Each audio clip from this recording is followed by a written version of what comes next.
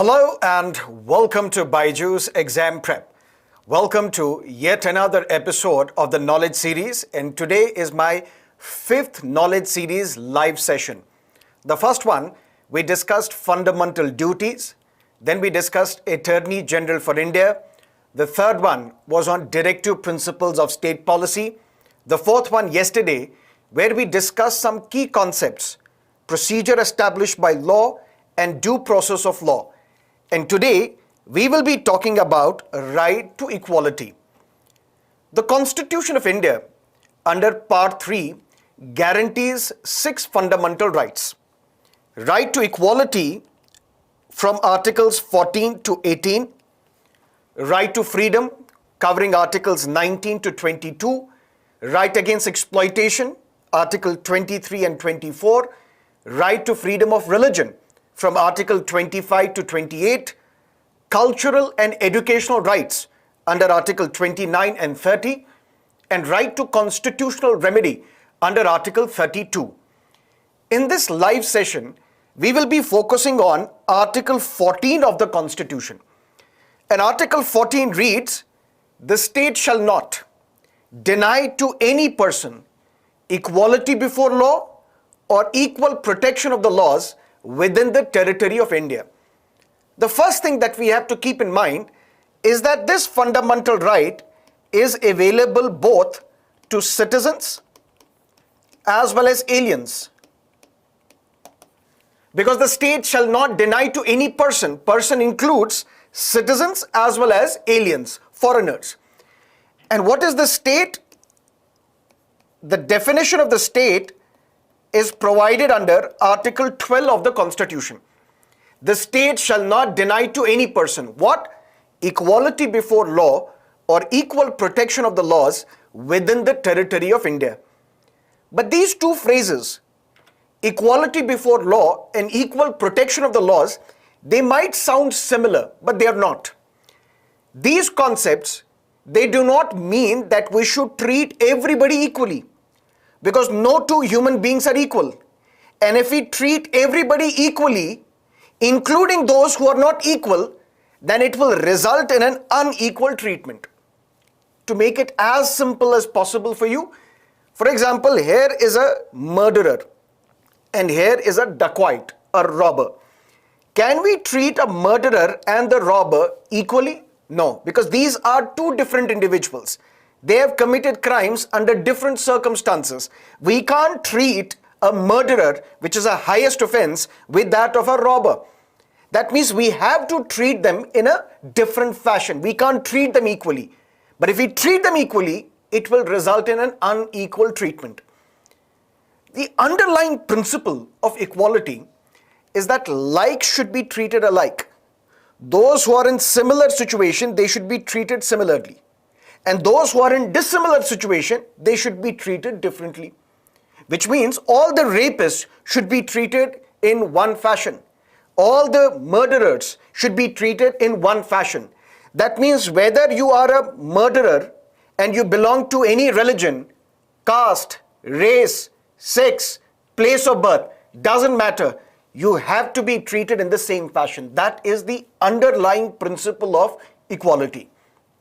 Long story short, Article 14 says, "The state shall not deny to any person equality before law or equal protection of the laws within the territory of India." These two concepts may appear similar, but they are not. Equality before law as a concept, we have borrowed from the UK Constitution, and it is considered to be negative. And I'll tell you why. But when we look at equal protection of the laws, we have borrowed it from the US Constitution, and it is viewed as a positive concept. And that is also something that I'm going to tell you why positive, why negative. But the underlying principle of equality is like should be treated alike. Treat all murderers alike. But don't treat a murderer in the same fashion as you treat a robber. That's the underlying principle of equality. But now let's first look at equality before law. And if you ask any constitutional expert, this constitutional expert is going to tell you that equality before law is the second corollary of rule of law. corollary means a statement is given to you. By reading the statement, what is the next inference that you can draw from the statement? That's a corollary. But there is a difference. The rule of law and a rule of law. What is the difference? A rule of law means, for example, there is a rule mentioned in the law which says that you have to file your income tax returns by this date. That is a rule of law. But when we look at the rule of law, it is an ideal. What sort of an ideal? For example, this is a country X. Listen to me carefully. This is a country X, this is a polity X. When can we call this polity a liberal political morality? Based on liberal principles, based on political morality. There should be some ideals part of this polity. Ideals such as democracy, economic justice, social justice, human rights, and rule of law.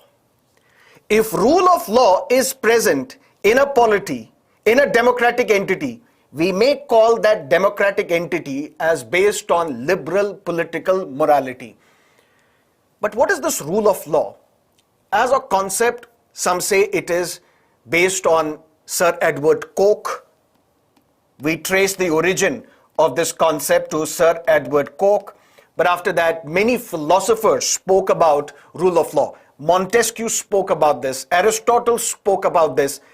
But this concept of rule of law was crystallized by British jurist A.V.Dicey. A.V.Dicey did not give this concept, but this concept was crystallized by A.V.Dicey.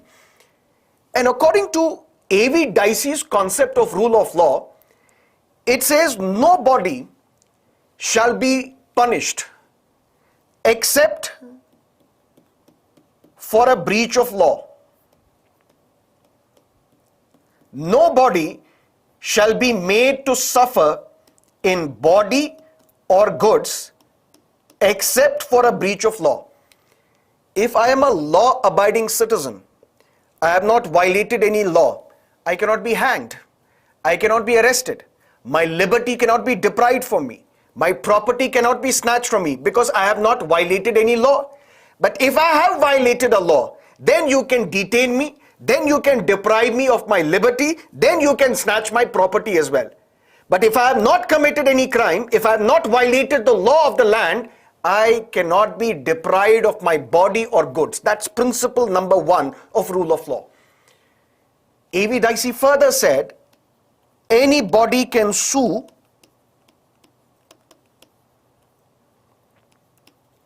or be sued. The judicial institutions that we have, the court system that we have, are these court systems, judicial institutions, open for everybody? Does that mean I can also approach the court and you can also approach the court? That means these judicial institutions are there to protect a black man as well as a white man, a man as well as a woman, a member of a lower race or an upper race, lower caste or an upper caste. Anybody can approach the court. Anybody can sue or be sued. These are the principles of rule of law. To make it even more clear, when we say equality before law, we say it is the second corollary of A.V.Dicey's rule of law. And in A.V.Dicey's concept of rule of law, he talks about 2 important things. 1, nobody shall be made to suffer in body or goods except when this individual has violated a law, except when this individual has breached a law. And second, anybody can sue or be sued. Rule of law also talks about supremacy of law. What is the supremacy of law? We say rule of law ensures government by law and not government by men. When you talk about government by men, it leaves room for a lot of discretion. For example, if this is government by men, then I can change the rules of the game. I can run this polity based on my own whims and the fancies. But if this is not government by men, it is government by law, that means law is supreme. and we have to take every action based on this law. That means right against arbitrariness is intrinsic within rule of law. What is this arbitrariness? The example I gave you yesterday. For example, I tell you, those students who join between 10:15 to 10:20, only these students can ask me questions. But those who join between 10 to 10:15 and after 10:20, they cannot ask me any questions. I'm taking a decision, but this decision is based on my own whims and fancies. This decision is arbitrary because there is no logic. There is no reason on the basis of which I'm making this decision. If I would have said that if you are from law background, you can ask me only one question. But if you are from science background or technical background or commerce background, you can ask me 5 questions. So I am taking a decision, but it is not arbitrary. It's based on some reason. Supremacy of law says, whenever law is passed, this law should govern that polity, should govern that country, should govern those people who are part of that polity. The government should be by law. The government should not be by men. That means there should be no arbitrariness. There should be no wide discretion that we can provide to the government. We can provide to the ruler.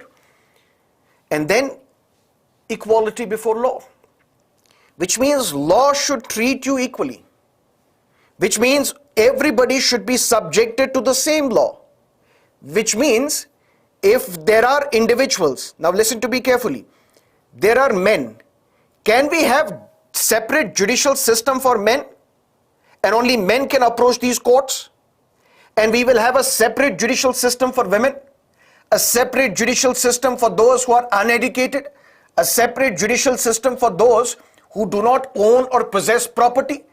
Can we have different judicial systems for different sections of the society? No. There has to be equality before law because everybody should be subjected to the same laws. And then predominance of the legal spirit. And according to Dicey, predominance of legal spirit gives a power to the judiciary. That means the rights, for example, the property rights that we have, according to Dicey, they're not given by the constitution. They're given by the judgments given by the courts. But the point is, Dicey comes from Britain. And in Britain, we have an unwritten constitution. And in an unwritten constitution, it is the parliament which is supreme, not the constitution. And that is what D. Lolme said. British Parliament can do anything except convert a man into a woman and a woman into a man. So in Britain, in an unwritten constitution, it is the parliament which is supreme, which is sovereign, not the constitution.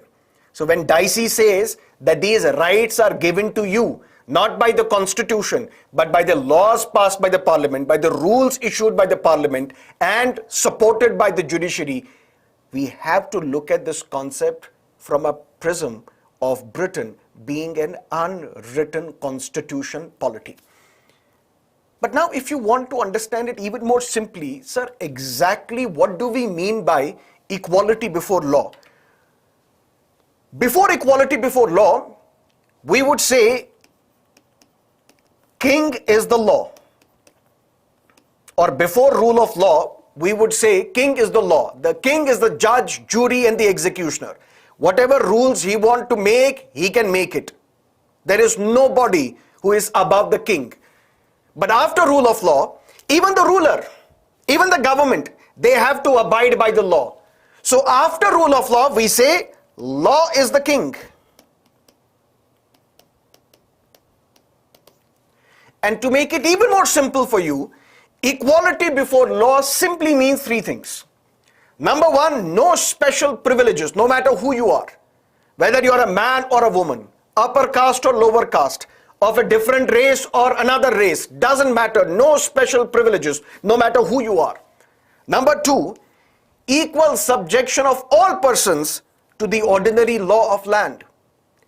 We are passing laws, but that doesn't mean we will pass laws for different sections of the society differently.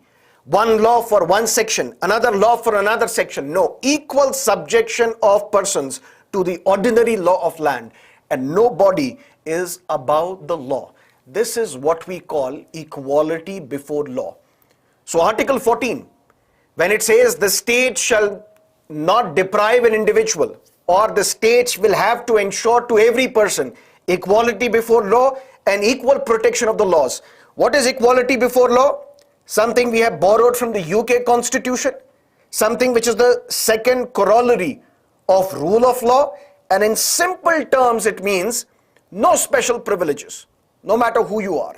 Equal subjection of all persons to the ordinary law of land, and nobody is above the law. But even this equality before law is not an absolute fundamental right. That means there are some exceptions. Exceptions, for example, president and the governor, while they are discharging their official duties, they cannot be held accountable in any court of law. That means the decisions that president or the governor takes, for these decisions, they cannot be held accountable in any court of law. Why?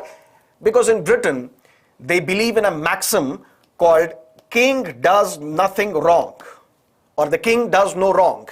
And when king does no wrong, in India, president or the governor would do no wrong, which means in their official capacity, whatever actions they are taking, they are not held accountable in any court of law. Second, president or the governor, while they are in office, no criminal case can be filed against them. Why? Again, Britain, there is a maxim to protect the dignity of the office of the king, the post of the king, the position of the king. No criminal action can be taken once the king is in office. Similarly, in India, once the president or the governor is in office, no criminal case can be filed against them, to protect the dignity of the office of the president and the governor. So when we say equality before law means nobody is above the law, or equal subjection of all persons to the ordinary law of land, or no special privileges, no matter who you are. But even this fundamental right is not absolute, because there are exceptions. Exceptions such as president and governor. There are other exceptions, but we will discuss them separately.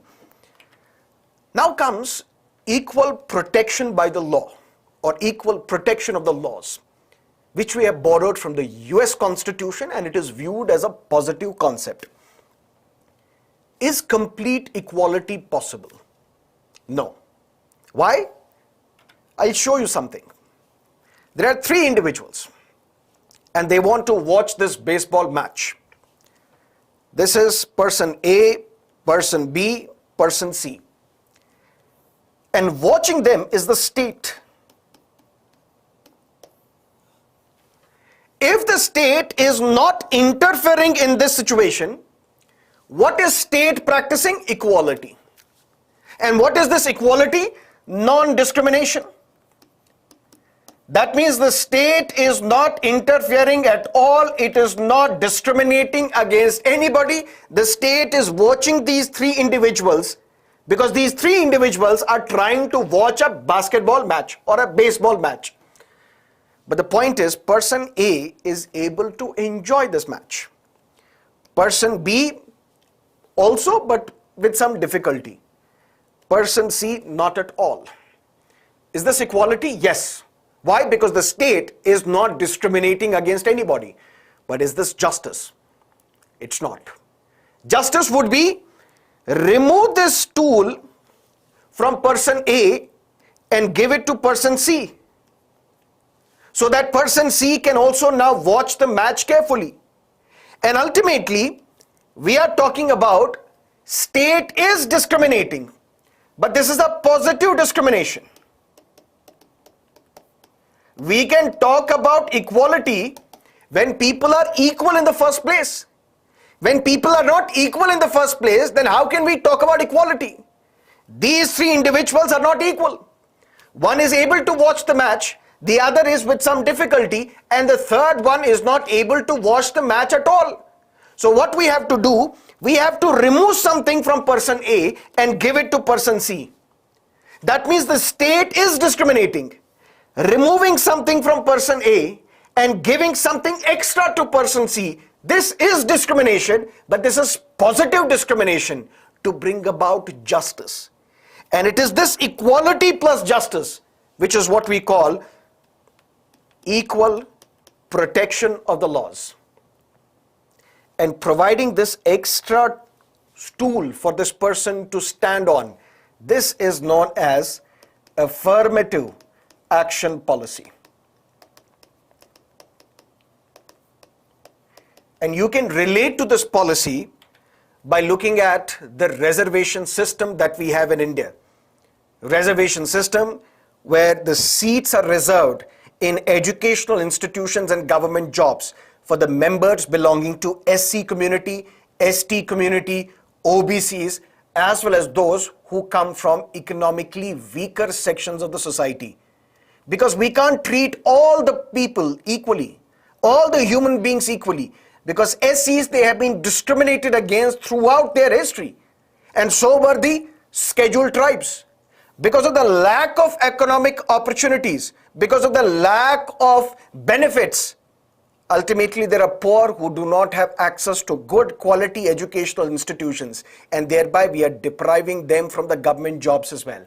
So give reservation policy, give affirmative action policy to those who are marginalized from weaker sections, from the disadvantaged sections of the society. This is equal protection of the laws. So simply put, equal protection of the law means that among the equals, law should be equal and equally administered. That means the like should be treated alike. Treat all SCs in a similar fashion. Treat all STs in a similar fashion. Within STs, you should not be discriminating. But you can't be treating SCs in the same fashion as you treat the members belonging to the general category, because they are not equal in the first place. And if you treat them equally, it will result in an unequal treatment.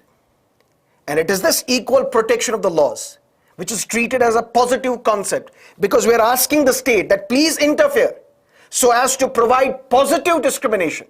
Because you are discriminating, but it is leading to some benefit. You are discriminating by providing something to some, by providing something extra to others, because you want to establish justice. And that equality plus justice is what we call equal protection of the laws. And it requires affirmative action by the state towards unequals by providing facilities and opportunities. These are the two key concepts that we had to discuss today: equality before law, equal protection of the laws. Now, if you have any questions, please feel free to ask. I'll be more than happy to resolve all your queries. But before you do that, if you're liking these initiatives and if you're able to understand our methodology, our teaching, press the like button, drop in your comments once this live is over, and tell us whether these lectures are of some help to you. And we will be glad to know that. Sir, I want to join your full course for UPSC. Please tell me about offline, online class schedules. My dear Mahapatra, please get in touch with, call us. You can take our number from the website, or someone will get in touch with you. You can drop in your number. But in this session, I don't want to tell you about our programs and courses. You can please reach out to the counselors.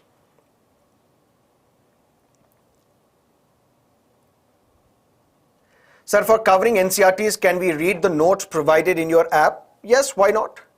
Is rule of law mentioned in the Constitution? Rule of law, the spirit of rule of law is mentioned in the Constitution. And in fact, the court has said in 1973, Keshavananda Bharati judgment, that rule of law is part of the basic structure of the Constitution.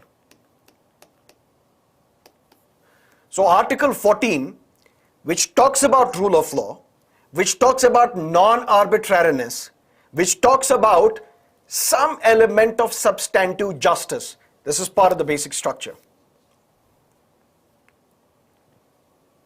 Sir, why don't we provide justice and equality on the basis of economic conditions of people and family rather than on caste? But my dear, now we do that as well.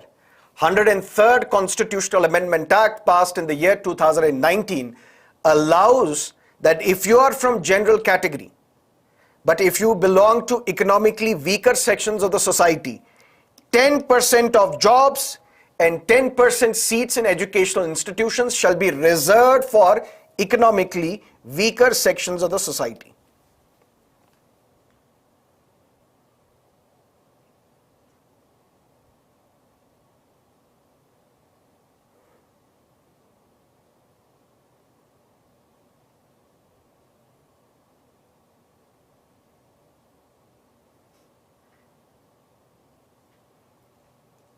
Okay, thank you so much for joining us on Wednesday morning. Hope to see you, I think it's Thursday today, Thursday morning. Hope to see you tomorrow, Friday, 8 p.m., where we will discuss Maharashtra's political crisis and anti-defection law tomorrow, 8 o'clock in the evening. Thank you so much for joining us. All the best. Bye-bye.